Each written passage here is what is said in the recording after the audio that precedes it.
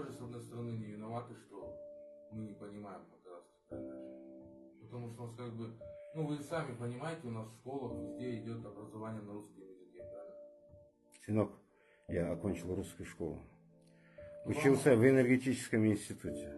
Второе образование получил автомобиль и автомобильное хозяйство. Все образование в советское время было только на русском языке. Я сам примерно 30-40 поэм, наверное, знаю. Хочешь, до утра буду рассказывать поэмы. Сейчас, до утра поэмы, не считая стихотворений. И этим я сам себя не оправдываю, Арман. Понимаешь? Мен казахпын ғой. Менде намыс бар. Ты посмотри на улицу. Выйди на улицу в Караганде, немножко взгляд пусти, посмотри на двух представителей чеченской нации, которые идут. Грузинской, армянской. Корейцев не считай. Азербайджанской, узбекской нации. Они все разговаривают друг с другом только на родном языке. Они меньше тебя обрусили. Почему-то на казахов, вроде вас, вы к религии тянетесь, бороду отпускаете, усы сбриваете, хотите и в этим влиться в свою родную стяжу, казахскую национальность. Но за счет ислама это, наверное, не получится. А оправдываться, что я русскую школу учил, это оправдание лентяя или оправдание человека, который не уважает этот язык, просто ищет себе оправдание. Такие дела, ребята. Я принял ваши идеи, Мадина. В следующий раз будет умнее. Қазақтың әп-әдемі қызысың. Қазақтың қызы кім деп көрсетсе, мін деп көрсетуге болады ұялмай. Көзің бақырайып нете берсін. Ал сырттан бәрібір де сен. Орыс болайын десең түрің келмейді. Қазақ болайын десең тілің жоқ қылды. Тіл керек.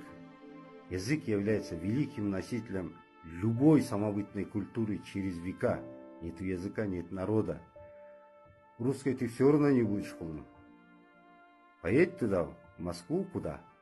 Там скинхедов достанешь, и как они будут над тобой издеваться. Да? В лучшем случае ты в лицо будешь щуркой, колбиткой. Здесь тоже ты за спиной такая же, как бы ты ни говорила на русском языке. Слышали про Андрея Вознесенского, великого русского поэта? Вот он говорит, прочитайте его блоки. Меня тошнит от людей другой национальности, которые говорят на моем, то есть русском языке, без акцента. Ибо они рабы или рабского сословия людей. Ибо раб только может забыть до конца свои корни и перенять все хозяйское.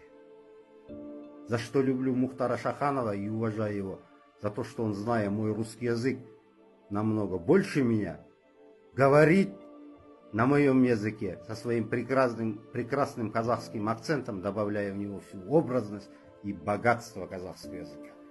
Все народы, которые выше я перечислил, говорят все на своем акценте, только вы хвалитесь, что вы говорите без акцента.